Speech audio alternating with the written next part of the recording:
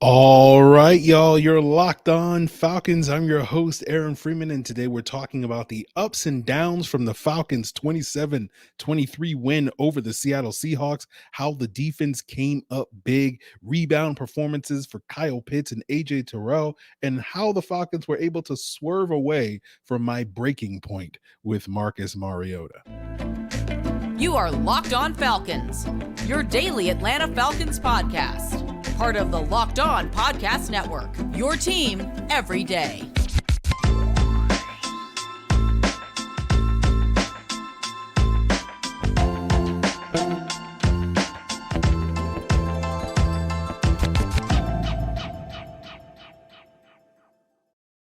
So, guys, you know me. I'm Aaron Freeman, a.k.a.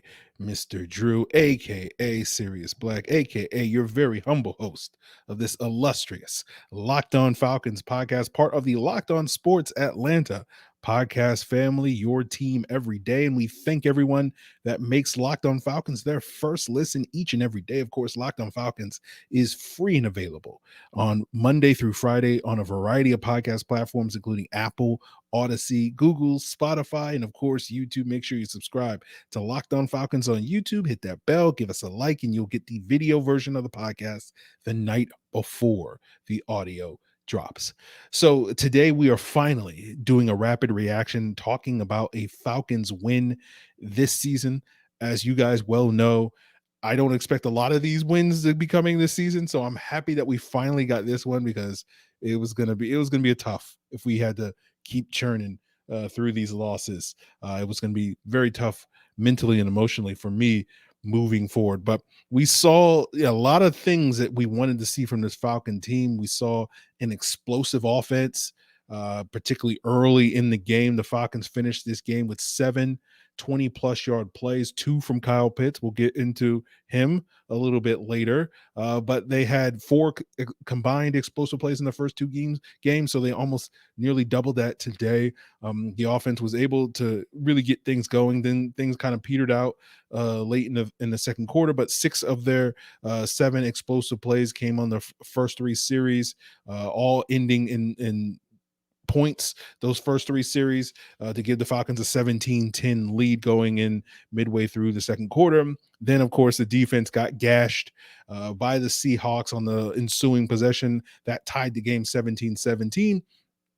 And up to this point, when I was thinking about, okay, what are we going to talk about with Marcus Mariota at this point? I'm like, it's probably going to be another nitpicky week on the podcast, right? Where there's ups and downs, right? We'll get into some of those later.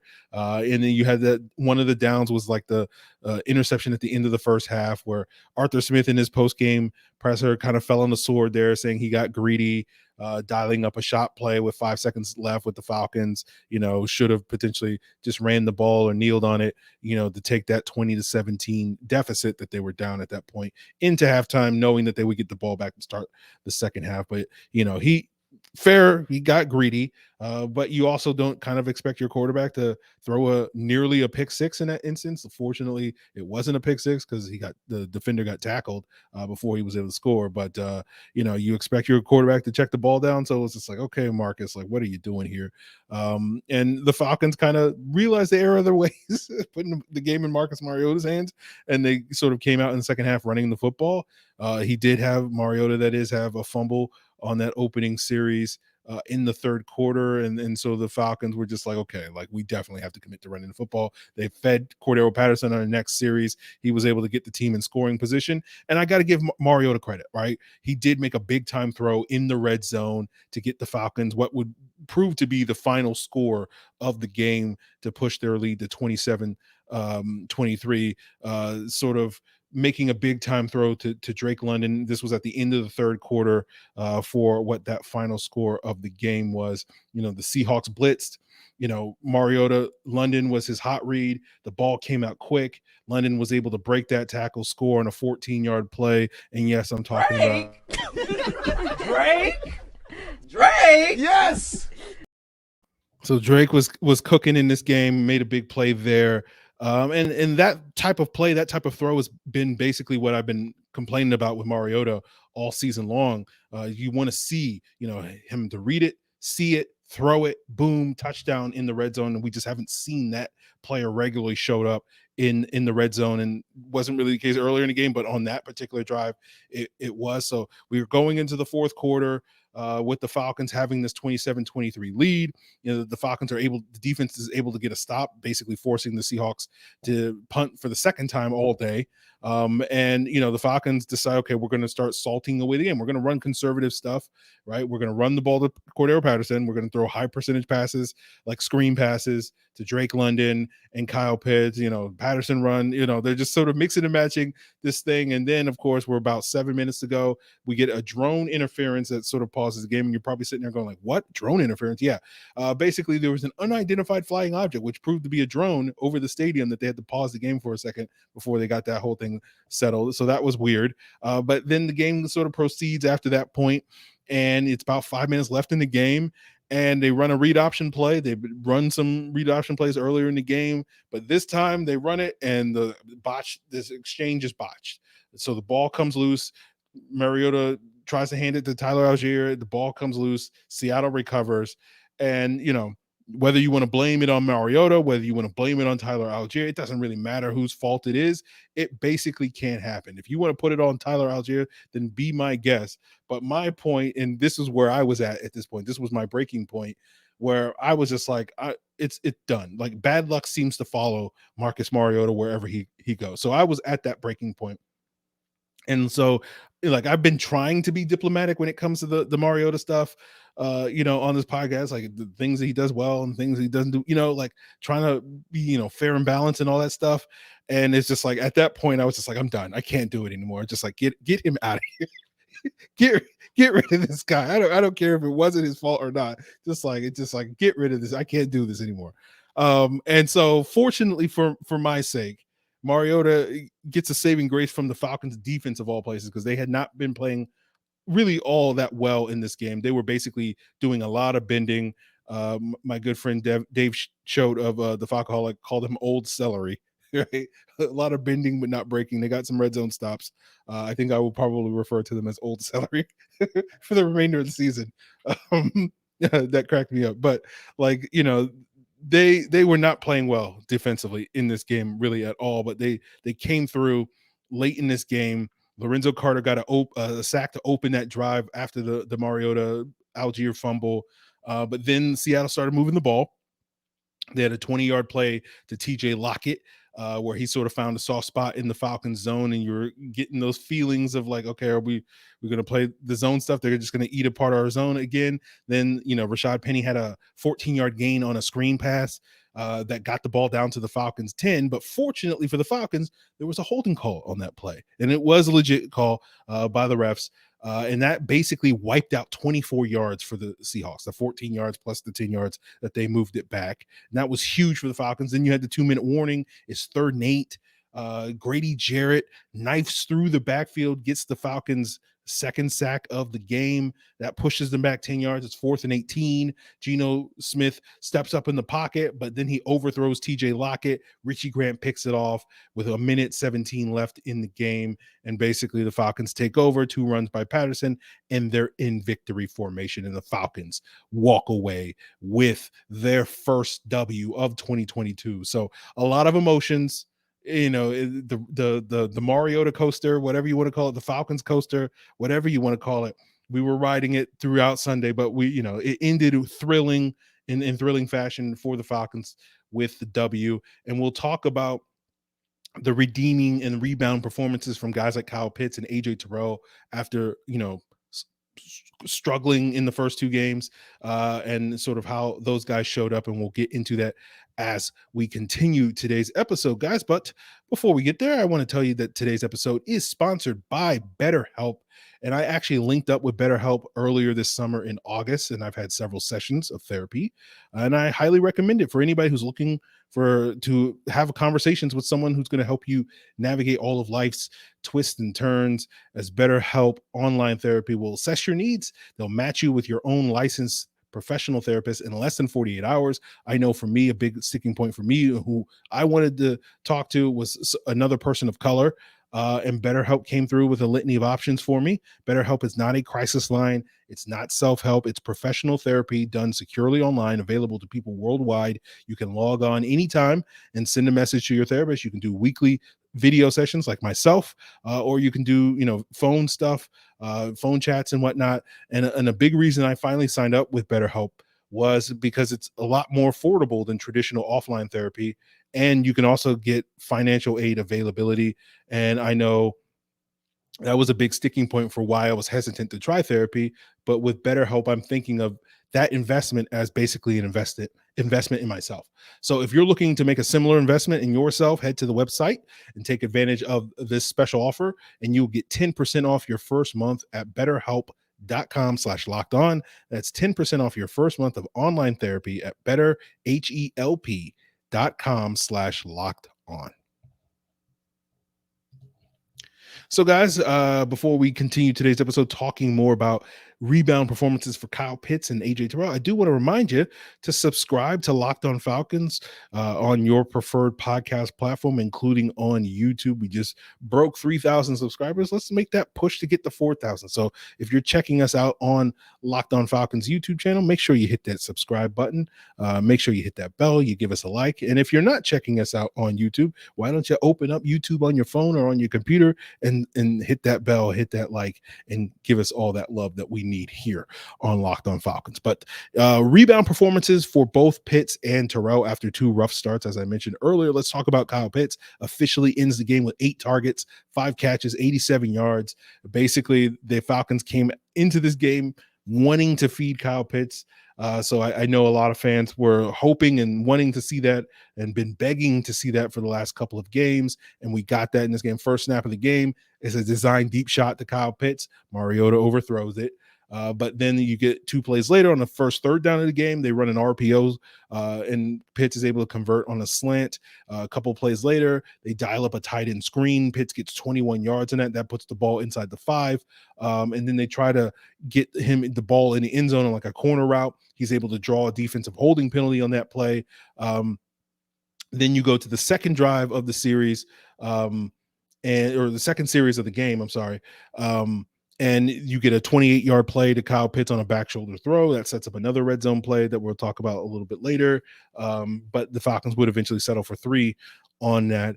And then the third series, you get a 19-yard gain on Kyle Pitts on a sort of a dig route over the middle. Then the fourth series of the game in the second quarter, they try to dial up some more deep shots to Pitts, but Mariota winds up overthrowing him, and the Falcons have a 3-and-out. And then I think Pitts only got 1 target in the second half. But it was like a conversion on a tight end screen, one of those late tight end screens that we were talking about where the Falcons were trying to salt away the game before that, fumble / botched exchange or whatever. But let's circle back to some of those red zone plays, right? There was one play in particular where Mariota sort of stared him down. Well, on the first series, let's go back to the first series.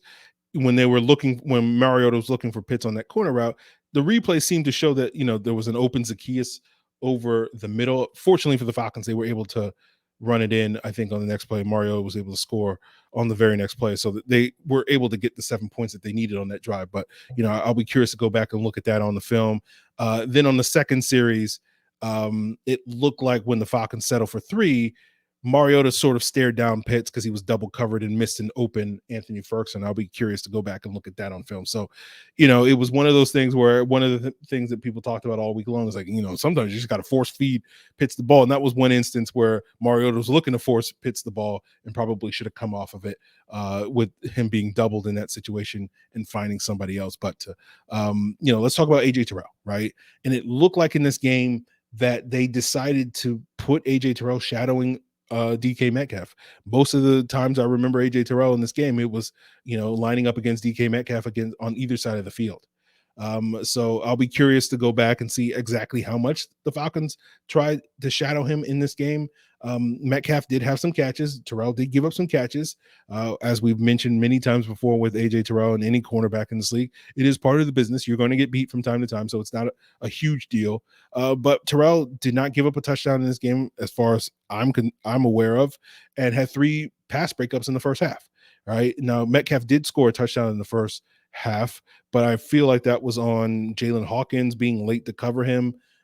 in sort of finding that soft spot in their zone. I think we were playing in cover 3, and there was a flat route that sort of drew Terrell underneath, and so he was kind of late trailing Metcalf, and Hawkins needed to come over the top a little earlier than that. But Metcalf had about 4 catches on 9 targets in the first half, including that touchdown. But then in the second half, they kind of went away from him, and I think a lot of that was owed to AJ Terrell. And I think Metcalf only had 3 targets and 1 catch in the second half. And it basically switched to Lockett being their main guy in the second half. And he seemed to be eating up a lot of their zone. But the Seahawks were kind of dinking and dunking a lot in the second half from what I could gather. And, it was one of those things where, like, it was good to see both Pitts and Terrell have their big games. Again, I know, like, everybody was like, oh, well, we need to get Pitts the ball. We need to, like, obviously the offense will be better the more we get the ball to Kyle Pitts. If we can do what we're doing with Drake London and all these other guys, obviously the offense will benefit from getting the ball to Kyle Pitts, especially in the red zone. We still haven't been able to achieve that. But it does feel like Pitts is kind of opening up some of these opportunities for some of these guys. I'll be curious to see. We'll go back and watch the film for AJ Terrell, and that's sort of where we'll close out today's episode, talking about some of the other things that I will be focusing on the film in addition to Pitts and Terrell and Mariota in the red zone. So we'll get into that as we continue today's episode, guys. But before we get there, got to plug Locked On Sports Atlanta, which of course Locked On Falcons, just like Locked On Braves and Locked On Bulldogs and Locked On Hawks are part of. And Locked On Sports Atlanta has its own podcast feed, right? There's 3 shows on one feed. You got ATL Day Ones with Jarvis Davis and Tanisha Batiste. You got A to Z with Mark Zeno. You got Hitting Hard with John Chuckery. And you can find all those shows talking about the local sports as well as national sports, Georgia Tech, the Braves, the Bulldogs, right? The Hawks later on in the season, as the NBA is right around the corner. So you can find all of that on the same podcast feed Monday through Friday, wherever you get your podcast. And if you check out Locked On Sports Atlanta on YouTube, you'll also have access to the Locked On Falcons and Locked On Braves postcasts, where Locked On Braves, as of course, Locked On Falcons, myself, Jarvis Davis of ATL Day Ones, or breaking out every Falcons win. You can check that out right now on Locked On Sports Atlanta on YouTube. So subscribe to Locked On Sports Atlanta on YouTube or wherever you get your podcasts. So speaking of that Locked On Sports Atlanta postcast, my co-host Jarvis Davis sort of expressed some interesting sentiments on that, talking about how the Falcons were able to sort of take care of business against a quote-unquote lesser quarterback in Geno Smith, and making Geno Smith look like the Geno Smith that we've known for most of his career outside of basically the games where he's played the Falcons. And he nearly was able to come back on them today. And that sort of touches upon it, gets me back to touch upon a topic I brought up a couple of times on this podcast when it comes to the Falcons and why they were able to quote unquote overachieve in 2021 versus underachieve in 2020. And I thought a lot of that had to do with the quality of the quarterback competition. And the example I often use was like in 2020, in the final minutes against the Lions, they were facing Matt Stafford, and that was a much harder game, and the Falcons wound up blowing that game in the fourth quarter. But in 2021, they were facing Tim Boyle. And that was much easier task for the Falcons to overcome. And I think kind of similarly against Geno Smith, it did feel like this defense finally was able to finish late in this game as they did, in part due to the fact that Geno Smith is not a high level quarterback. And while that sounds like a nitpick, that sounds like a criticism, I don't mean it as such. That's kind of what you want to see, right? You have to acknowledge that. It's like, yeah, Geno Smith is not a high level quarterback. Jameis Winston, is for the most part a good quarterback. We know Matt Stafford's a good quarterback, but when this team faces lesser competition like a Geno Smith, like a Seahawks team led by a Geno Smith, you want to see if this defense can come through, and they're supposed to come through, right? You want to see them get the stops in the fourth quarter against the Tim Boyles, and you hope you want to see it against the Matt Staffords as well. But we know that hasn't happened too often in recent history, and I think those are some of the expectations that you're hoping to see. And that was part of the reason why going into the season, like I had predicted the Falcons to not only win this game against Seattle, but also to win next week's game against the Browns, because I was looking at Jacoby Brissett and I was like, okay, well, the Falcons seem to manage the defense seems to come through against these lesser quarterbacks. And we'll sort of see if they can do that again, to build off of this one game winning streak, if they can actually make it a winning streak by extending it to 2 games against a Browns team that does look better than I think a lot of people thought they would look going into the season. And, I think some of that is owed to Jacoby Brissett being probably a little bit more efficient than people were expecting, especially the last 2 games. But really the main concern when you're facing this Browns team is that running game. And, I know not all Sunday's games have been fully calculated, but at least going into Sunday, and it seems like based off what I've seen coming out of Sunday, they are the number 1 rushing offense in the NFL. And so that's going to be the main challenge for the Falcons. And they did not really do a lot in the Seattle game to really give you a ton of confidence that they'll be able to up for that challenge. They gave up 112 rushing yards to the Seahawks. And we know that this Browns offensive line and running game is, no offense to Rashad Penny and DJ Dallas and all those guys, but, Nick Chubb and Kareem Hunt seem to be on a different level than what Seattle has. So that's going to be one of the things I'm curious to go back and watch the film and sort of see how and why they were getting gashed. Was it the guys up front? Was it them playing soft boxes? Was it poor tackling, poor run fits? So that's going to be something I'm going to be focused on in this game. But I'm sitting here thinking right now, I'm like, I don't think the Falcons, it seemed early in the game that the Falcons were playing a lot of nickel in some of those soft boxes. And I just don't know if they can get away with that against this Browns front. They're going to have to play base this entire game, in my humble opinion. And that probably means that they're going to have to ask Richie Grant to play nickel cornerback for them and go up against David Bell, who I think is the Browns' main slot receiver, because I just cannot see them playing these soft nickel fronts and being expecting to be able to stop that running offense. So we'll see how that plays out. So that will be something I'll focus on. Maybe they can run some 4-3 under fronts or something like that, but we'll see. But the other thing I'll focus on the film, coming up is sort of the explosive plays. How much of that was like Kyle Pitts creating opportunities for other guys like we've seen in these first 2 games, which is why, Arthur Smith has kind of pushed back against the idea of like, we got to force feed Kyle Pitts the ball. He's opening up opportunities. So I'm curious to see why this offense was especially explosive today. Was it just, hey, Seattle's defense is undisciplined and bad, or were they doing something creative on offense to create those opportunities for this team? So that will be something, obviously, as I mentioned earlier, the red zone stuff will be focused on Pitts, will be focused on Terrell. Was Mariota as bad on film as he looked at times, particularly in the red zone live? That'll be something I'll focus on. So if you guys have other things that you want me to key in on when I watch the film this week, of course, I welcome your feedback. Of course, you can hit me up at lockedonfalcons@mail.com as the email address.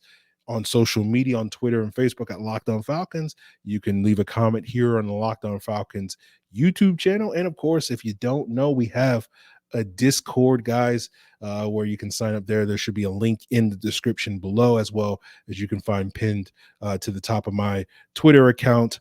So if you submit questions there, you'll get an opportunity to submit those questions there. But that's it, guys. Not a whole lot to say about the win. Just like, hey, this is the Falcons team that we wanted to see, an explosive offense featuring all their playmakers. Patterson with the big day, London with the big day, Pitts with the big day, Grady Jarrett coming through for them, AJ Terrell coming through for them. Hey, and Richie Grant making that game-sealing interception as well. So that's what you wanted to see from this team this year. You want to see the handful of stars that we have show up each and every Sunday. And I think they did in Seattle. And I think that's a big reason why the Falcons were able to walk away from a win. So we'll see if that continues the rest of this season. We'll see if that continues against probably a tougher Browns opponent this weekend, but we'll see if they can build upon this and carry some momentum when they return home to face the Browns next week. But we'll have you covered. Of course, tomorrow we'll be joined by Will McFadden of the Believe in Falcons podcast, as well as the Falcoholic, to recap his thoughts on this game. I know he was expecting this to be a blowout. We'll sort of see what he saw on this game. And then later in the week, of course, we'll be joined by Locked On Browns to preview week 4. And then Jarvis will be coming back on later in the week as well. And of course, we'll have our all 22 review on Wednesday for the audio and Tuesday evening for the video. So if you want to submit your film related questions and feedback, by all means, get those in as early as possible on the preferred platform. Sorry, can't talk, that you want. So guys, that will do it for us here. Good win for the Falcons. I'm glad we finally got one of these. Again, as I said at the top of the show, I don't know how many we're going to get, so I will cherish this Victory Monday coming up, because I don't know if we're going to have a billion of these. We should get a few as the season unfolds, but it may be a while. This Browns game, we'll see. But yeah, we'll just sort of see how that all goes, guys. I really appreciate it. Until then.